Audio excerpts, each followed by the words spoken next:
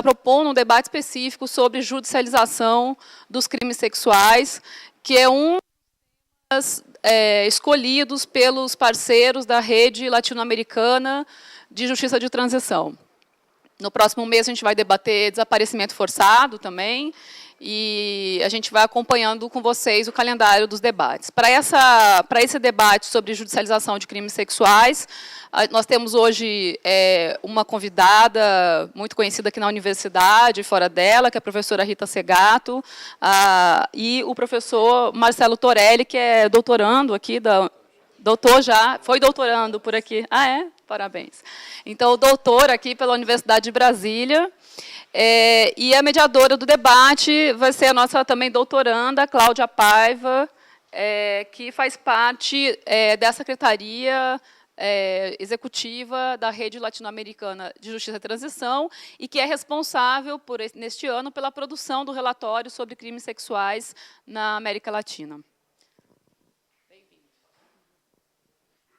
Bom, gente, boa noite a todas e todos. Em primeiro lugar, agradecer a presença de todo mundo aqui, né, agradecer a nossos debatedores que aceitaram muito gentilmente o nosso convite para vir conversar conosco, registrar a presença do professor James Green, que também veio nos prestigiar. E, como a Camila antecipou, essa nossa mesa de debates tem como tema a judicialização de crimes sexuais na América Latina. A ideia da nossa conversa aqui é dar entre 20 e 30 minutos para cada expositor, né, apresentar suas questões, sua experiência, seu relato, e depois a gente abre para o debate. E, na sequência, às 8 horas, a gente vai estar com outro evento aqui, que é o lançamento dos livros da Rede Latino-Americana de Justiça e Transição, que foram resultado dos trabalhos do ano passado. Então, já está todo mundo também convidado para seguir aqui com a gente. Então, para começar, vou passar a palavra primeiro para o professor Marcelo Torelli, que é doutor em Direito aqui pela Universidade de Brasília, pesquisador vinculado ao Grupo Direito, Sociedade Mundial e Constituição, com ampla experiência profissional e acadêmica no campo de Justiça de Transição. Foi coordenador geral de Memória Histórica da Comissão de Anistia do Ministério da Justiça, onde também coordenou o Programa de Cooperação Técnica Internacional sobre Justiça de Transição do Governo Federal com o PNUD. E o Marcelo também já é um interlocutor daqui da Secretaria da Rede e tem, né, já uma inserção grande nesse debate, tanto nacional como internacionalmente. Então, agradecendo, passo a palavra. Obrigado. Eu calculei uma apresentação de meia hora, quando tiver passado 20 minutos, você de alguma maneira me interrompa, para eu saber que já chegou esse tempo. Eu queria agradecer o convite da Rede, é uma alegria estar aqui com todos vocês hoje. E eu queria começar perguntando quem daqui é do direito e quem não, só para eu ter uma ideia. Quem é do direito, levanta a mão. Tá, ok, só para eu ter uma noção, porque quando eu fui convidado pela Cláudia para fazer parte dessa mesa, a brincadeira que eu fiz foi que eu poderia participar, mas eu teria algumas dificuldades. Eu me senti um pouco como a Adriana Calcanhoto, naquela passagem do CD dela, público, em que ela comenta que foi convidada. Eu não consigo falar, o microfone não funciona, ele é só para gravação. E eu, infelizmente, não consigo falar muito mais alto que isso. Quando ela é chamada para musicar um poema do Mário Sá Pessoa, e ela informa que, na verdade, o problema dela é que ela não conhecia o poeta que ela ia musicar. Aqui a minha situação é mais ou menos parecida. Eu conheço bastante de justiça de transição, mas eu não conheço praticamente nada de crimes sexuais. O que eu procurei fazer, então, e a gente pode avançar, se... Eu que estou na frente? Espera, tenho que vir para cá. O que eu procurei fazer aqui para a gente trabalhar no dia de hoje, então? Passar por 4 pontos, pode já deixar o próximo.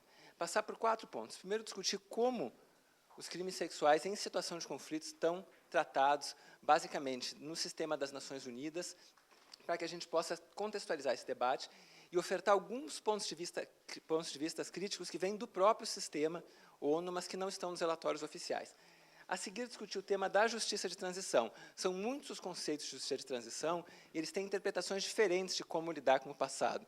E a questão dos crimes sexuais é especialmente interessante a esse respeito. Deixa eu ver se eu venho para cá, eu consigo não tapar. Tá?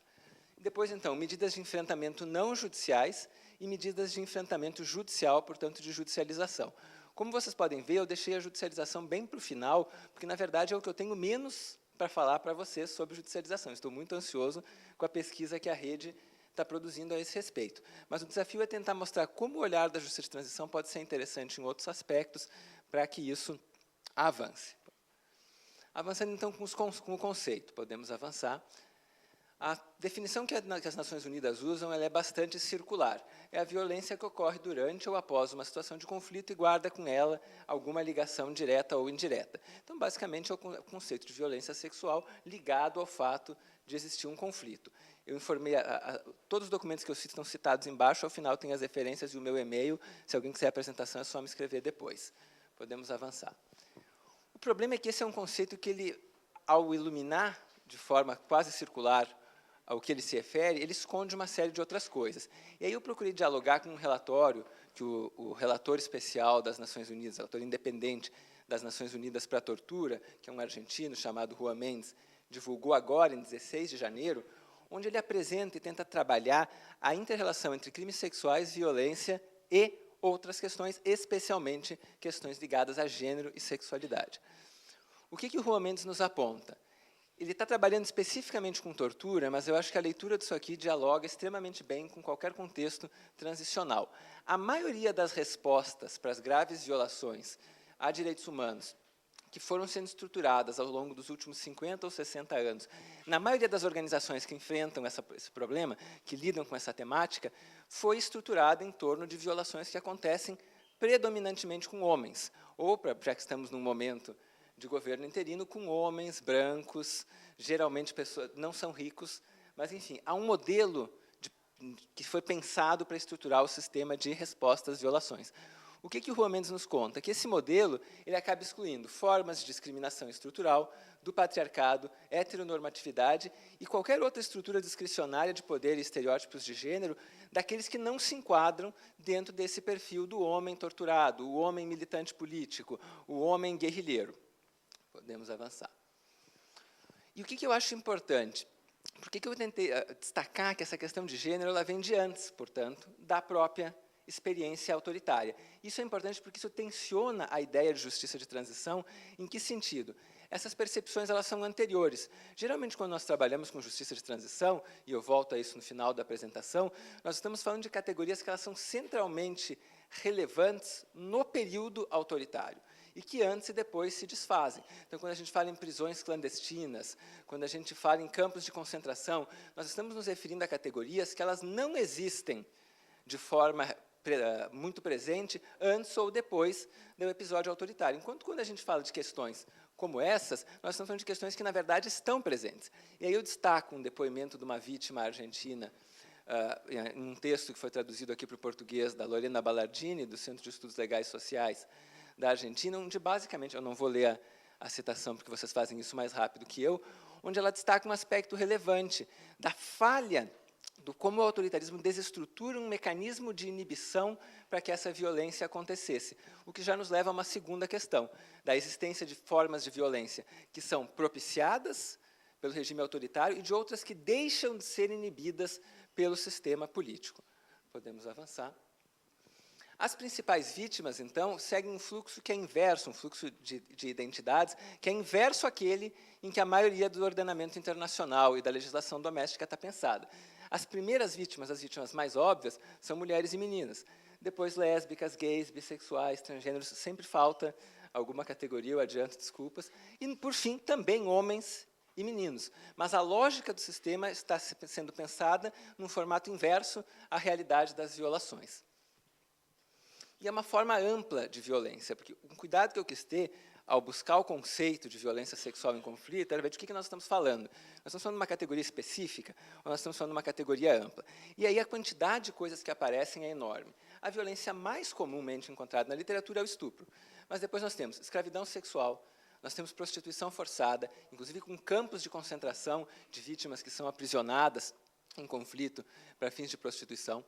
Nós já temos experiências de discussão do estupro como arma de genocídio em pelo menos 3 casos, e eu citei a referência porque isso, para mim, é novidade, vocês podem ter interesse em procurar.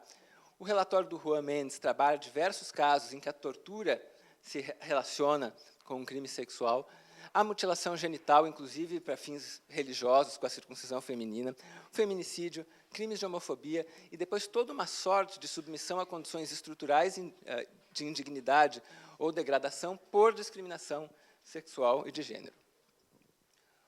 O que é a justiça de transição? O que o enfoque da justiça de transição tem a ver com tudo isso, né? Por que nós não podemos tratar isso como nós tratamos qualquer outra questão em qualquer outro momento da nossa vida? Avançando, nós temos vários conceitos do que seja justiça de transição. Na maior parte das vezes, eles se complementam ou iluminam aspectos diferentes. Mas eu escolhi um para trabalhar, que é o último, e vou explicar para vocês por quê, depois de fazer esse repassar rápido para vocês entenderem aonde eu quero chegar. Busca de justiça legal durante um fluxo político. Conceito da Ruth Teitel que nos fala, temos que voltar à legalidade anterior à ruptura democrática como forma de encontrar critérios que sejam objetivos e jurídicos para o enfrentamento da questão. É algo, como a gente já viu, que para um problema de cultura que é anterior à própria experiência autoritária ou ao conflito, nos ajuda muito pouco. Uma justiça dos vencedores, a ideia de John Elstad, que a justiça de transição, em regra, é uma forma de justiça política aplicada pelos vencedores. Pouco nos ajuda. Toda a escola da transitologia dos anos 80, que foi revivida recentemente pelo Renan Quinalha, como que ele define como o contorno do conceito de justiça de transição, que apresenta a justiça de transição como uma forma limitada de justiça. É o conceito inverso do que eu vou trabalhar de uma justiça adaptada. Uma justiça limitada não resolve o problema, ela simplesmente lida com ele de uma maneira, com uma qualidade inferior. Louis Bickford, do Wagner College, da Universidade de Nova York, hoje atuando na Fundação Ford, define uma justiça voltada para as vítimas. Poucos detalhes importam sobre o conteúdo dela, o central é que, diferentemente de outras formas de justiça, essa é uma justiça que foca as vítimas. O livro que vai ser lançado daqui a pouco aqui, a Carla Osmo fala, medidas adotadas para lidar com crimes praticados pelo regime anterior. Então, aqui nós temos uma ênfase na autoridade política que coordena ou autoriza as violações. E, finalmente, o conceito que eu gosto, do Pablo de Griffe, um colega colombiano, que hoje está servindo como relator especial da ONU para medidas de justiça de transição e não repetição, que trabalha com a ideia de que a justiça de transição, na verdade, oferece um conjunto de medidas excepcionais para lidar com legados igualmente excepcionais. A ideia que está desenvolvida aqui é que são situações onde a justiça ordinária não dá conta. Não é uma questão dela ser completa ou incompleta, dos vencedores ou dos derrotados, mas sim dela não ter condição de lidar com a complexidade do que está acontecendo. E aí vem a pergunta, em que medida a justiça de transição pode ser aplicada em contextos democráticos? Podemos avançar? Para exemplificar o conceito de excepcionalidade, eu trouxe duas passagens relativas ao mesmo estilo de crime na Argentina e no Chile. A primeira, peguei no site do Horácio Verbitsky, onde ele traz uma reportagem argentina sobre quando cadáveres argentinos começaram a chegar nas praias uruguaias, porque eles eram jogados de aviões, dos hoje desaparecidos políticos, então perseguidos políticos, sendo eliminados pelo regime, e embaixo um botão soldado em uma placa de um trilho de trem, que, salvo engano, está na Vila Grimaldi, no Chile, mas que eu peguei do site do filme O Botão de Nacar, que é um documentário muito bonito, a segunda parte do Nostalgia da Luz, que alguns de vocês devem ter assistido, onde se descobre a mesma coisa, que pessoas vinham sendo jogadas em alto mar. Esses são crimes cuja excepcionalidade se enquadra muito no que a Hannah Arendt chamou da banalidade do mal. A Hannah Arendt, para quem não leu nenhum dos livros dela, pode assistir o filme que foi lançado em 2013 ou 2014, que é justamente o momento em que ela está discutindo a repercussão do Eichmann em Jerusalém, quando ela basicamente argumenta de que o sistema de justiça não dá conta do tipo de mal em que o Eichmann estava envolvido, e é muito criticada por isso. O que eu estou apontando aqui é que a excepcionalidade da justiça de transição dialoga com esse tipo de problemas. São problemas que eles não dizem respeito apenas a uma deformação da ordem legal, mas assim a todo um problema social, um problema de moralidade pública, que é muito mais amplo, e que, por isso, não é possível de ser resolvido apenas com a atuação do direito. Então, a justiça dos tempos ordinários não dá conta de resolver esse problema, e a tarefa da justiça de transição, desde essa perspectiva, que a entende como um mecanismo, como um dos mecanismos para essa reconstrução social, ela não é tão somente a reconstrução do Estado de Direito, que é necessária, mas também incidir na esfera social e cultural. Eu trabalhei isso num texto de 2010, definindo como a ideia de construir um senso comum democrático, uma tarefa que vai para além do direito e que demanda mecanismos não judiciais para funcionar. Comparando muito rapidamente o que é uma abordagem judicial com uma abordagem da justiça de transição, para que vocês entendam do que eu estou falando. A atuação da justiça, geralmente, ela é imediata. A da justiça de transição é distante no tempo. A relação entre vítima e Estado é adversarial no processo. O professor José Carlos, que é nosso vice-presidente na Comissão de Anistia, está aqui hoje. Quando uma vítima vai à Comissão de Anistia, o processo não é adversarial. A Comissão de Anistia trabalha no sentido de reconhecer o direito, produzindo prova, tutelando o processo, de modo a garantir o direito à vítima. A vítima não está contra o Estado. O processo é de reconhecimento. Isso é uma característica da justiça de transição, pelo menos deveria ser. A produção de provas é uma obrigação das partes no processo judicial. Na justiça de transição, ela, em regra, é uma obrigação do Estado, porque foi o Estado quem destruiu essas provas. O devido processo legal é estrito no processo judicial, enquanto numa abordagem de justiça de transição, ele é especial. Você tem critérios flexíveis de prazo, você aceita provas de uma maneira diferente, os testemunhos têm outro peso. A ideia, idealmente, da justiça de transição oferecer esse processo especial é porque ela precisa valorizar a participação da vítima e precisa remover obstáculos que o próprio contexto da transição e do autoritarismo impôs às vítimas. Um exemplo também da Comissão de Anistia: você não pode exigir certos documentos de alguém que teve que fugir para o exílio por 10 anos, porque essa pessoa provavelmente não vai ter o mesmo conjunto de documentos numa pasta que eu tenho no armário do meu escritório, porque ela fugiu para o exílio. O nível de certeza. Toda vez que existe uma dúvida no processo judicial e o Estado está envolvido, o Estado é a parte protegida, porque se interpreta que o Estado representa a coletividade. Quando a gente está falando de justiça de transição, é o contrário. Se o Estado não consegue eliminar com segurança que houve um processo de vitimização, a vítima deve ter o seu direito garantido. O cálculo de reparações, e depois adiante a gente vai falar um pouco mais sobre reparações, no processo judicial ele é individualizado. Nos processos de justiça de transição, você nunca individualiza para reparar, porque isso implica em revitimizar. Eu não tenho condição de avaliar se a pessoa X e a pessoa Y, que foram torturadas cada uma por 10 dias, tiveram, como no processo judicial você teria que fazer, um impacto maior ou menor em sua vida, sem revitimizá-la. Eu não consigo hierarquizar se ter sido preso por 1 ano ou ter sido torturado por 3 dias, o que é mais impactante na vida de uma pessoa quando eu vou pagar uma compensação econômica. Então, sempre se criam critérios especiais. Na Argentina e no Chile se distinguiu entre quem foi preso, quem foi exilado, o tempo de prisão. No Brasil se vinculou a um critério laboral, que também tem uma série de problemas, mas que responde a essa necessidade de não precisar perquirir a vítima e mensurar seu sofrimento para fim de produzir uma reparação. E, finalmente, a natureza do conflito, em regra, é individual, numa abordagem judicial, conflitos interpartes, você bateu no meu carro e eu lhe processo. Eu tenho um problema com o Estado relativo ao meu imposto de renda. Enquanto na justiça de transição, mesmo os problemas individuais, como eventualmente o caso de uma violação sexual, têm uma natureza social muito ampla. Quando os crimes sexuais se transformam em problema transicional? Aí vocês têm que recordar aqueles conceitos todos que eu botei lá atrás para pensar em como cada teoria vai responder isso de uma maneira diferente. Pensando na ideia de excepcionalidade, a gente vai entender que um conceito ampliado de justiça de transição, como que tem sido apropriado pelo movimento negro, pelo movimento LGBT e por diversos grupos sociais que têm usado a justiça de transição como pauta de luta, é um conceito que vai dialogar com a ideia que sempre que uma mudança ampla, portanto, uma transição de um ponto a outro, rumo a um modelo mais democrático, rumo à superação de um legado autoritário, é necessária, os mecanismos de justiça de transição são aplicáveis. E eu quis dar alguns exemplos aqui, alguns mais óbvios, outros menos. Quando ocorre uma política pública que implica em violação, então coloquei como exemplo a Associação das Mulheres Afetadas por Esterilização Forçada no Peru. Havia uma política pública de esterilização forçada de mulheres. Então, aqui a gente tem uma situação que demanda mecanismos excepcionais, porque uma mulher sozinha litigando contra o Estado nunca vai conseguir provar, ser reparada e ter todo um processo adequado sem ser revitimizada, sem ter que explicar por que ela foi uma vítima, sem ter que mensurar o sofrimento que ela teve. O mesmo vale para os casos da mutilação genital feminina na África Central. Quando elas ocorrem dentro de uma estrutura institucional, com ou sem a anuência formal dos responsáveis pelaquela instituição. É o caso dos abusos sexuais nas ditaduras do Cone Sul. Às vezes se alega, o superior não sabia, o superior sabia. Não faz diferença se o superior sabia ou não sabia se a prática estava ocorrendo institucionalmente.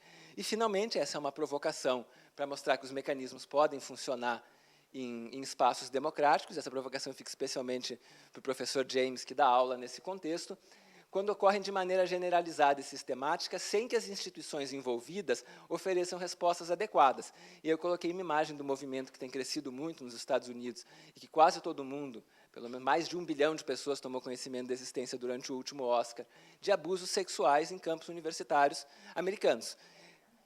É um problema onde que claramente existe uma resposta institucional pré-definida, existe uma maneira de tratar isso que, em tese, deveria funcionar, mas ela não funciona. As instituições sistematicamente falham em oferecer uma resolução para esse conflito. Então, você precisa de medidas excepcionais que garantam ou que se crie um novo mecanismo que consiga dar conta da situação, ou que se acionem os mecanismos normais por uma via excepcional para que eles passem a oferecer algum resultado, porque os resultados não estão acontecendo.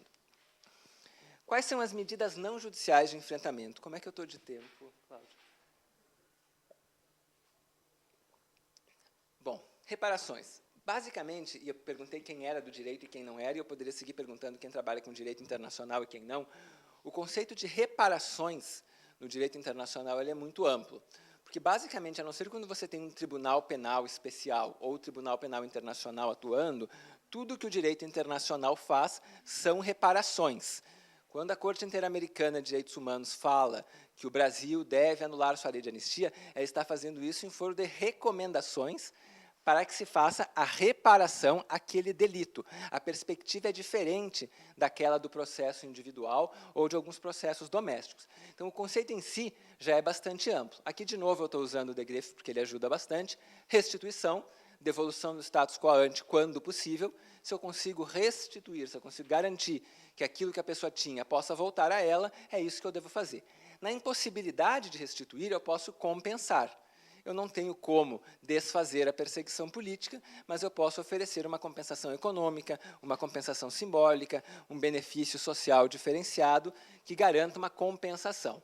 A reabilitação é sempre uma medida necessária, e a reabilitação tem vários planos, social, médica, jurídica, de saúde mental, e a satisfação e garantias de não repetição, geralmente associadas a dois conjuntos de ideias, reformas institucionais e projetos e medidas sociais de natureza simbólica, que então criem uma sensação de solução do problema, mesmo que parcial para as vítimas.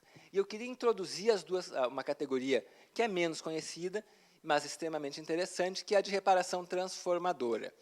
A ideia de reparação transformadora vem de uma nova onda de práticas e de literatura de justiça de transição, que quem aqui leu a genealogia da justiça de transição, da Ruth Teitel? Algumas pessoas. É um texto bastante lido, que está traduzido para o português e para o espanhol pela Comissão de Anistia, na qual ela argumenta que a justiça de transição viveu 3 fases. Pós-Nuremberg, uma fase fortemente criminal e internacional. Depois, durante a Guerra Fria, quando consensos internacionais se tornaram impossíveis, em função do conflito bipolar, passando a trabalhar com a produção de verdade e a ideia de reconciliação interna aos Estados, então mecanismos que não envolvessem um tribunal internacional atuante, e, finalmente, especialmente a partir da queda do muro, da institucionalização do Tribunal Penal Internacional, uma fase onde se judicializa e juridiciza. A justiça de transição ela passa a funcionar em padrões normativos mais estáveis. O Dustin Sharp, que é um professor na Universidade de San Diego, num texto que também está traduzido ao português e publicado pela Comissão de Anistia, argumenta que hoje existe uma 4ª fase, onde as preocupações elas se deixam de ser com as violações e passam a ser também com as causas estruturais do conflito. Ele exemplifica com diversos casos de conflitos de natureza econômica que acontecem no continente africano, onde, basicamente, o que ele diz é a causa do conflito não está sendo endereçada nas medidas de justiça de transição, nas comissões da verdade e nos mecanismos que se propõem a resolvê-los. Porque se ninguém está abordando o fato de que o tráfico de diamantes é o que causou todo o conflito político que levou a um genocídio, na verdade, o que a gente está fazendo é enxugar gelo. Esse novo movimento encontra coro, não, ainda um pouquinho mais atrás, encontra coro e dá espaço para a gente trabalhar com a ideia de uma espécie de justiça de transição invertida, com a ideia de que você pode ter justiça de transição para tratar de elementos que são anteriores à própria ruptura democrática. Por isso eu enfatizei lá atrás que a questão de gênero, a questão das questões discriminatórias que estão na raiz do conflito são exacerbadas durante o período autoritário, mas não são criadas. E a justiça de transição pode também incidir nesse tipo de questão de situações estruturais que não são herdadas do regime autoritário, mas sim do período anterior, às vezes democrático. Alguns exemplos de reparação. A compensação financeira já é a que ficou mais óbvia. Satisfação pública, o melhor exemplo é o pedido oficial de desculpas, onde a pessoa não recebe nada, mas existe uma medida de satisfação. Tratamento adequado de saúde física e mental. Acesso à justiça para a queixa contra os perpetradores, que esse é um problema em países onde existem leis de anistia em branco, onde você sequer permite à vítima acessar a justiça e litigar o caso antes de dizer que aquele delito está perdoado, você nem investiga. E a criação de programas de escuta com ou sem fins de posterior judicialização. O que podem ser reparações transformadoras? E aqui a gente pode pensar junto nelas. Eu acho que a principal característica das reparações transformadoras é a que eu destaco aqui embaixo. Elas incluem um conjunto ampliado de vítimas e não apenas as diretamente afetadas. O conceito tradicional de reparação, em geral, atende à vítima individual. O Estado lhe pede desculpas, você recebe uma compensação econômica, preferencialmente uma compensação econômica adequada, todos seguimos em frente. Mas o problema é que a ideia de reparação transformadora se dirige a outro problema, que é a ideia do quê? Nós precisamos garantir que isso não torne a acontecer, e especialmente que as causas, portanto, que levaram àquele episódio de violência sejam restringidas. Como se faz isso? Introdução de reformas legislativas e políticas públicas abrangentes. No caso específico da judicialização, que vocês me chamaram para refletir, criação de unidades especializadas de judicialização, para que a vítima não precise entrar na vala comum de um atendimento, você está junto com o direito do consumidor na discussão quando você vai precisar de um acesso à defensoria, especialmente num caso onde existem obstáculos judiciais grandes, como leis de anistia. Promoção de campanhas de igualdade nas organizações públicas, pensem em todo o conjunto de vítimas que eu destaquei lá atrás, e vocês vão ver que essas campanhas são muito necessárias. Estímulo positivo e negativo a políticas de igualdade nas organizações privadas, o Estado pode incidir de maneira regulatória, e especialmente ações de empoderamento dos grupos que foram vulnerabilizados. Porque, voltando à lógica de que essas são heranças que o regime autoritário ou o conflito se apropria, você tem um grupo que já era vulnerável antes do conflito e que foi vulnerabilizado de maneira ainda mais intensa, em especial a partir dessas violações. Quais são, por fim, os limites e possibilidades de judicialização aos meus 20 e quantos minutos? Aos meus 23 minutos eu vou começar a falar do que vocês me pediram desde o início, mas eu vou falar, mas vai ser bem rapidinho, podemos avançar. Eu volto ao conceito do Juan Mendes, que uma reparação adequada demanda aos Estados a investigação, persecução penal e punição dos perpetradores. Por isso que eu disse lá atrás, para quem não era do direito, para quem não era do direito internacional, que a ideia de reparações no direito internacional é uma ideia ampla, para que vocês entendam que isso é possível. O conceito do relator é esse. Se não há um apropriado tratamento penal daquilo que são infrações criminais, vocês têm um problema de reparação. A reparação não está completa. Quais são as dificuldades de judicialização? E aqui, provavelmente, vocês têm muito mais a me ensinar do que eu a ensinar a vocês, e por isso que eu deixei isso para o final. Algumas são compartilhadas com os crimes sexuais atuais, a situação americana, ou qualquer violação, que eu citei há pouco, ou qualquer violação sexual que aconteça no Brasil, no campus da UNB, na esquina. Você tem uma estrutura institucional que é hostil, você vai ter o delegado indo para a televisão dizer que acha que não houve o estupro coletivo até que se prove o contrário, e com a delegada, a mulher, a entrevista toda em silêncio, ao lado, sem poder falar. Você vai ter o medo do estigma social, você vai ter o problema da revitimização. E aqui eu trago uma passagem de um dos relatórios sobre grupos de vítimas na Irlanda do Norte, que traz para muitas participantes da oficina, que foi feita com as vítimas, experiências negativas de participação em processos anteriores e as reiteradas falhas dos mecanismos institucionais, algo que eu destaquei lá atrás, em dar resposta às necessidades das mulheres, resultaram em ciclos de revitimização. Por que eu busquei isso? Porque aqui se torna bem claro que, na verdade, o que você condena não é apenas a reviver uma ou duas vezes, mas, eventualmente, a você passar o resto da sua existência, você que quer lidar publicamente com o tema da violação, revivendo o processo e sendo questionado sistematicamente por novas instituições que não dão conta de adotar uma perspectiva que lhe contemple. Mas outras são dificuldades tipicamente transicionais. A prescrição dos crimes, no meu próximo e último slide eu vou tratar um pouco disso, destruição dos vestígios e provas, já é difícil você provar uma violação dessa natureza logo depois que ela acontece, 30 anos depois, é desnecessário dizer da dificuldade. Uso do aparato estatal para encobrir as violações, Então, não apenas você tem um ambiente hostil ao esclarecimento dos fatos, como regra geral, o Estado trabalha para encobrir as violações. Quem esteve aqui no debate anterior da Comissão da Verdade deve ter tido a oportunidade de discutir isso, o fato de que as Forças Armadas simplesmente não cooperaram. Disseram, olha, nós fizemos uma sindicância e nós não descobrimos nada que leve a crer que os nossos espaços organizacionais foram utilizados em desvio de finalidade. Como não encontraram nada? Assim, pessoas torturadas, pessoas desaparecidas. Então, a instituição trabalha para encobrir as violações. E, finalmente, nós temos, além da prescrição ordinária, a aplicação de medidas de impunidade, anistias, indultos e assim por diante. Para fechar, próximo.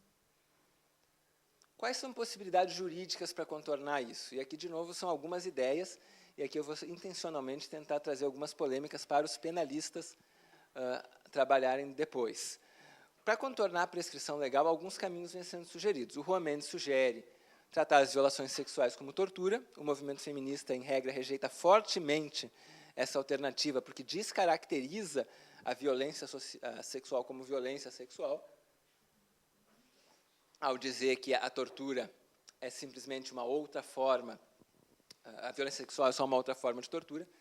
A abordagem como crimes de guerra, então o Tribunal Penal para Ruanda utilizou essa abordagem ao dizer que se tratam, em função do contexto e do modo em que aconteceram as violações, elas constituem crime de guerra, e adicionar a categoria dos crimes contra a humanidade, seja via jurisdição doméstica, seja via a judicialização internacional, trabalhando que os teóricos sistêmicos chamam de re-entry, e a Catherine Seeking, professora que escreveu o Justice Cascade, que é uma das obras mais famosas de justiça de transição, define como efeito bumerangue, você acionar a ordem externa para trazer uma demanda de volta para o seu sistema doméstico recodificada, algo que não é considerado um problema jurídico relevante ou judicializável no seu país, é levado a um tribunal exterior e, após uma decisão, volta judicializável em âmbito doméstico. O problema da produção de provas é que se torna, e verificação da autoria, que se torna ainda mais complexo. Você exacerba um problema que já acontece normalmente. Algumas soluções que foram pensadas e estão disponíveis na literatura. A inversão do ônus da prova quanto à responsabilidade estatal.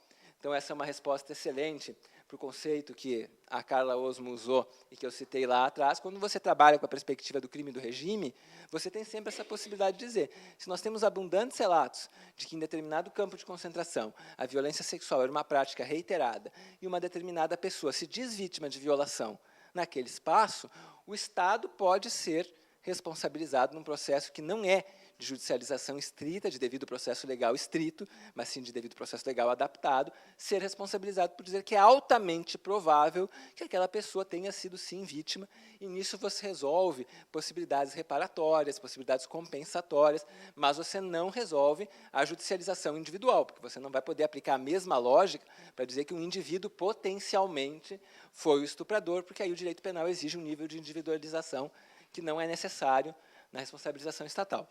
Segundo, a criação de protocolos especiais para o testemunho em casos de violações sistemáticas e massivas. O protocolo especial tem duas funções. Uma é trabalhar com a especial realidade da vítima, que foi vítima de uma violação grave contra os direitos humanos, uma violação que aconteceu num contexto autoritário, uma violação que aconteceu há muito tempo, e que, se você já demanda de uma vítima de violência sexual, num momento ordinário, no tempo presente, alguém que sofreu uma violação hoje, isso já demanda uma especial atenção das organizações estatais, é evidente que, quando você está falando de um crime ainda mais brutal, num contexto sistemático, e é realizado no passado, você tem que ter um cuidado ainda mais especial. Mas, segundo, você precisa pensar, e aí vem o problema com os penalistas, a aceitação deste testemunho como prova num processo penal. Porque aí a prova, você ter 2 ou 3 depoimentos indicando, é suficiente para você condenar alguém à pena máxima que um sistema jurídico oferece, que é o encarceramento? Então, aqui existe uma discussão com os penalistas. E, finalmente, e essa é a minha última provocação, na Argentina, o problema da judicialização de crimes sexuais tem recorrido à teoria do domínio do fato, aquela mesma que mandou a elite do governo Lula para a cadeia, mesmo sem haver provas de que eles foram realmente responsáveis por práticas de corrupção. Aqui a questão que se aponta é, naquele mesmo campo de concentração, onde claramente aconteciam dezenas ou centenas de violações, se eu não tiver nenhuma prova de que alguém na cadeia de comando ordenou ou tinha ciência daquilo, eu posso condenar esta pessoa ao aprisionamento, a ir para a cadeia, em função da expectativa de que ela tivesse domínio sobre o fato, sobre o conjunto de fatos que estavam acontecendo. Então, essas são algumas das alternativas que têm sido usadas atualmente. Todas, e por isso nós estamos falando de justiça de transição, apresentam vantagens e ônus, justamente porque nós estamos tratando de questões altamente excepcionais. Esse final eu tenho especial interesse em polemizar para que nós possamos daqui, eventualmente, pensar novas soluções para esses problemas. Por fim, temos aqui as referências, o meu e-mail, quem quiser a apresentação eu posso enviar, ou qualquer um desses textos, se vocês tiverem dificuldade de encontrar, e outros que eu pesquisei para fazer a apresentação e não consegui colocar aí por tempo, podem só me escrever e solicitar, que eu vou enviar com muito prazer. Muito obrigado.